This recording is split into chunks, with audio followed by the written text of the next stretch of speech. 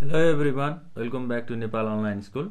आज हामी differences between personal management and human resource म्यानेजमेन्टको बारेमा डिस्कसहरू गर्न गइरहेका छौँ होइन। अब हामीले योभन्दा अघिल्लो क्लासहरूमा चाहिँ हामीले ह्युमन रिसोर्स म्यानेजमेन्ट सिस्टमको बारेमा डिस्कस गरेका थियौँ। अब पर्सनल म्यानेजमेन्ट भनेको के हो, ह्युमन रिसोर्स म्यानेजमेन्ट भनेको के हो, पहिला सुरु हामीले त्यो बुझ्नुपर्छ कुनै पनि डिफ्रेन्सेसहरू लेख्नको लागि होइन। अब हामीले इक्जाम पोइन्ट अफ भ्यूबाट पनि हेर्दाखेरि यो एकदमै इम्पोर्टेन्ट छ। र अब पर्सनल म्यानेजमेन्ट र ह्युमन रिसोर्स म्यानेजमेन्टमा हामीले थोरै डिस्कस गरौँ, त्यसपछि हामी डिफ्रेन्सेसतिर जान्छौँ होइन।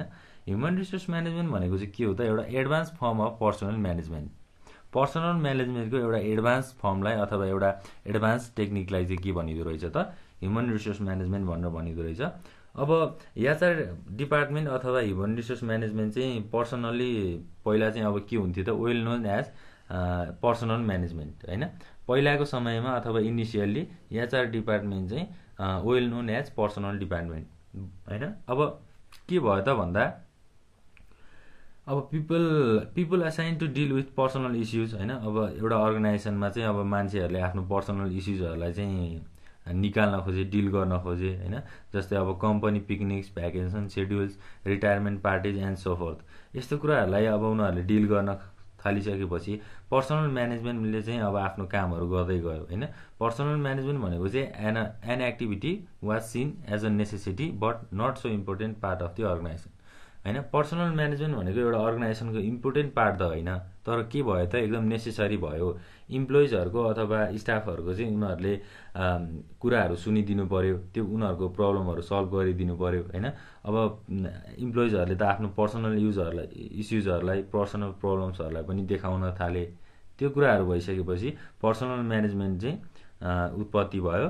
र पर्सनल म्यानेजमेन्ट भनेको चाहिँ के हो त, एउटा ट्रेडिसनल अप्रोच हो। It is a traditional approach under which the focus is on personal administration.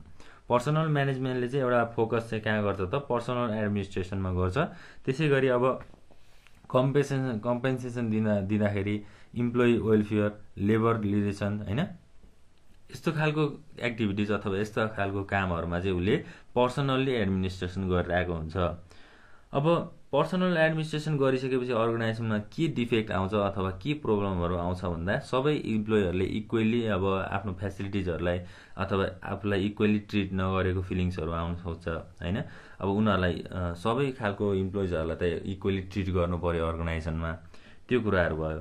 अब यो कुराहरूलाई सल्भ गर्नको लागि हाम्रो पर्सनल म्यानेजमेन्ट चाहिँ एउटा एडभान्स फर्ममा आयो, जसलाई हामीले ह्युमन रिसोर्स म्यानेजमेन्ट भन्छौँ होइन। ह्युमन रिसोर्स म्यानेजमेन्टले चाहिँ के गर्छ त, it is use as a common word for man power resources. Human resource म्यानेजमेन्टलाई चाहिँ एउटा म्यान पावर रिसोर्सेसको रूपमा पनि लिन सकिन्छ कुनै पनि संस्थामा होइन। अब human resource includes all level of employees in the organisation होइन। कुनै पनि संस्थामा सबै लेभलको इम्प्लोइजहरूलाई चाहिँ ह्युमन रिसोर्स म्यानेजमेन्टले इन्क्लुड गरेको हुन्छ अथवा त्यसमा गाभिएको हुन्छ। ह्युमन रिसोर्स म्यानेजमेन्टले के कुराहरूमा कन्सर्न गर्छ त, जस्तै एक्विजिसन, डेभलपमेन्ट, मोटिभेसन होइन, त्यसै गरी मेन्टेनेन्स अफ ह्युमन रिसोर्स, यस्तो कुराहरूमा चाहिँ ह्युमन रिसोर्स म्यानेजमेन्ट इन्गेज हुन्छ र कामहरू गर्छ। अब यो दुईवटा कुराहरूलाई हामीले डिफ्रेन्सेसमा हेर्दाखेरि चाहिँ कसरी भन्न सक्छौँ त होइन। अब एचआरएम भनेको चाहिँ एउटा पर्सनल म्यानेजमेन्टको न्यू भर्जन हो होइन। दुईवटाको डिफ्रेन्सेस हेर्दाखेरि चाहिँ हामीले बुझ्न सक्छौँ।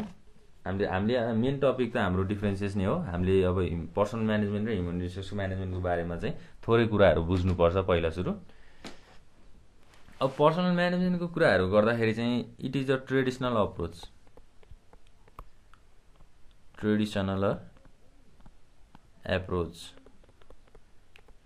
र अब ह्युमन रिसोर्स म्यानेजमेन्टलाई त हामीले मोडर्न अप्रोच भनि नै हाल्यौँ। मोडर्न अप्रोच होइन, modern approach of managing people.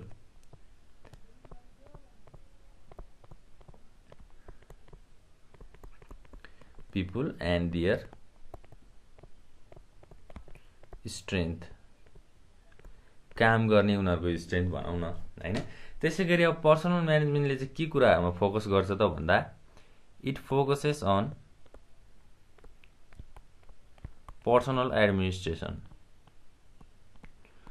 Personal administration भनेको कुनै पनि एउटा इन्डिभिजुअल इम्प्लोइजलाई अथवा इन्डिभिजुअल पर्सनलाई एडमिनिस्ट्रेसन गर्ने, उसको एक्टिभिटिजहरूलाई म्यानेज गरिदिने होइन, त्यस्तो एउटा इन्डिभिजुअल प्रोसेसलाई चाहिँ हामीले पर्सनल म्यानेजमेन्ट भन्छौँ। अब इम्प्लोइ वेलफेयरहरू भयो हैन, यस्तो खालको कुराहरूमा फोकस गरिदिने प्रोसेसलाई हामीले पर्सनल म्यानेजमेन्ट भन्छौँ। र अब एचआरएम म्यानेजरले चाहिँ के कुराहरूमा अथवा एचआरएम ले चाहिँ के कुराहरूमा फोकस गर्छ त भन्दा it focuses on acquisition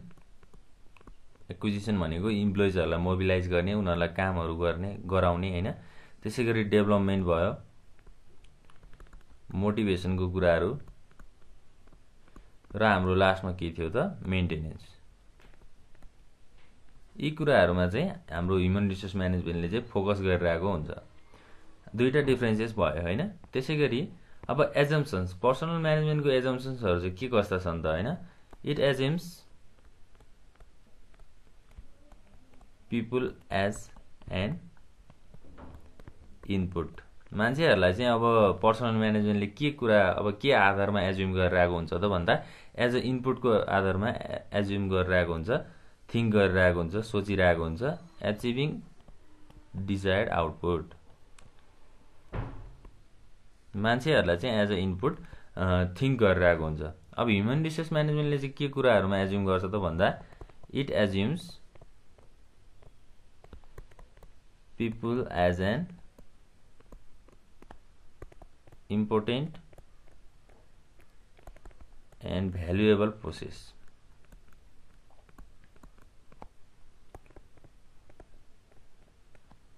valuable resources भनौँ न, प्रोसेस भन्दा पनि रिसोर्सेस। मान्छेहरूलाई चाहिँ उसले एउटा इम्पोर्टेन्ट भ्यालुएबल रिसोर्सको रूपमा चाहिँ हाम्रो एचआर म्यानेजमेन्टले चाहिँ एज्युम गरिरहेको हुन्छ। अब पर्सनल म्यानेजमेन्टको गोलहरू के हो त हैन। पर्सनल म्यानेजमेन्टको मेन अब्जेक्टिभ्स भनेको के हो त, it is undertaken for employees satisfaction. कुनै पनि इम्प्लोइजहरूको सेटिस्फ्याक्सनलाई अन्डरटेकन गरेर हैन, सेटिस्फ्याक्सन गराउनको लागि अथवा उनीहरूलाई सेटिस्फाइड गराउनको लागि चाहिँ पर्सनल म्यानेजमेन्टले चाहिँ आफ्नो फोकस अथवा आफ्नो अब्जेक्टिभहरू राखेको हुन्छ। आफ्नो मेन धारणा नै त्यही हुन्छ। र अब हाम्रो ह्युमन रिसोर्स म्यानेजमेन्टले चाहिँ के गर्छ त भन्दा administrative function, administrative function is undertaken for goal achievement हैन। ह्युमन रिसोर्स म्यानेजमेन्टले चाहिँ एडमिनिस्ट्रेटिभ फङ्सनलाई अन्डरटेकन गर्छ र हाम्रो पर्सनल म्यानेजमेन्टमा चाहिँ पर्सनल फङ्सन है, पर्सनल फङ्सन इज अन्डरटेकन। यो कुराहरू भयो। त्यसै गरी अब जब डिजाइन गर्दाखेरि पर्सनल म्यानेजमेन्टले कसरी जब डिजाइन गर्छ त हैन। पर्सनल म्यानेजमेन्टको चाहिँ जब डिजाइन गर्ने प्रोसेसहरू के छ त्यो कुराहरू गरौँ। जस्तै जब design is done on the basis of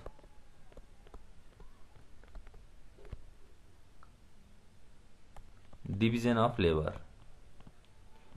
division of लेबरको कन्सेप्टमा चाहिँ हाम्रो पर्सनल म्यानेजमेन्टले चाहिँ जबहरू डिजाइन गरेको हुन्छ। जस्तै अब डिभिजन अफ लेबर भनेको चाहिँ सर्टेन टास्क चाहिँ उनीहरूलाई छुट्याइएको हुन्छ हैन। जस्तै अब कामको पनि लेभल हुन्छ अर्गनाइजेसनमा हैन।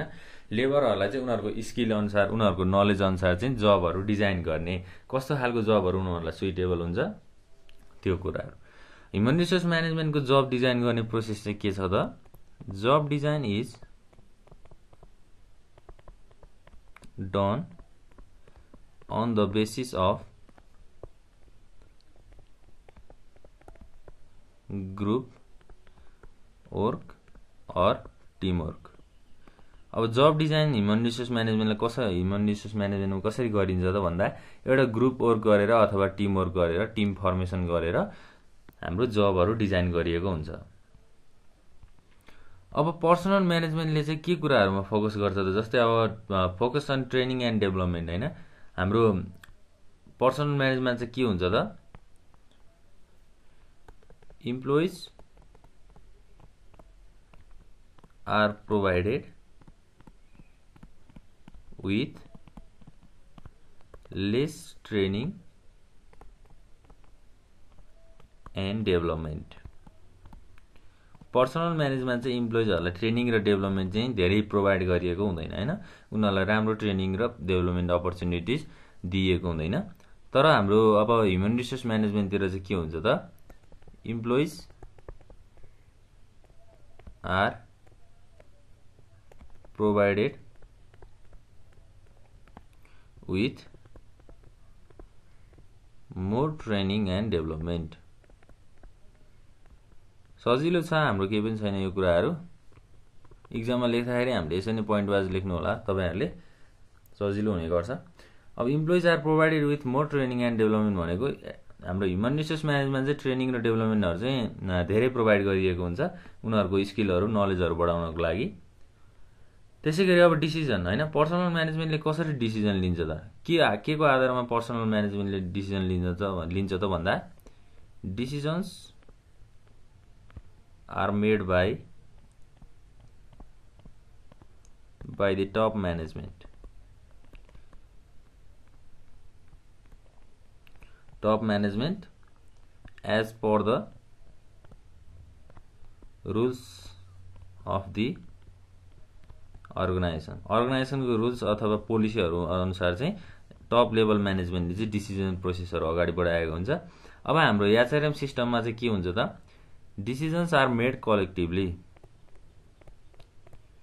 Decisions are made collectively after considering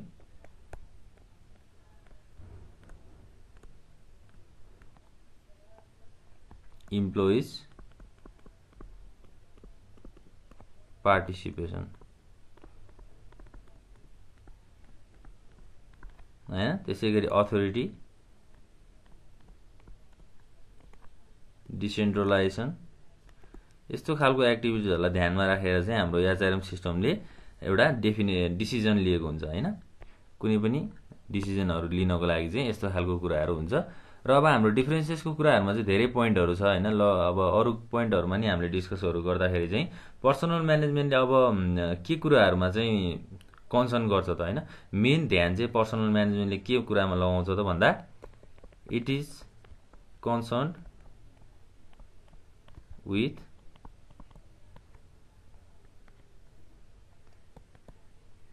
personal manager हैन। पर्सनल म्यानेजरसँग चाहिँ पर्सनल म्यानेजमेन्टको कुराहरु चाहिँ कन्सर्न भइरहेको हुन्छ। एउटा पर्सनल म्यानेजरले चाहिँ सबै कामहरु पर्सनल म्यानेजमेन्ट अन्तर्गत आउने सबै कामहरु चाहिँ पर्सनल म्यानेजरले गरेको हुन्छ। र अब एचआरएम मा चाहिँ के कुराहरु कन्सर्न हुन्छ त भन्दा, HRM is concern with all levels of organisation.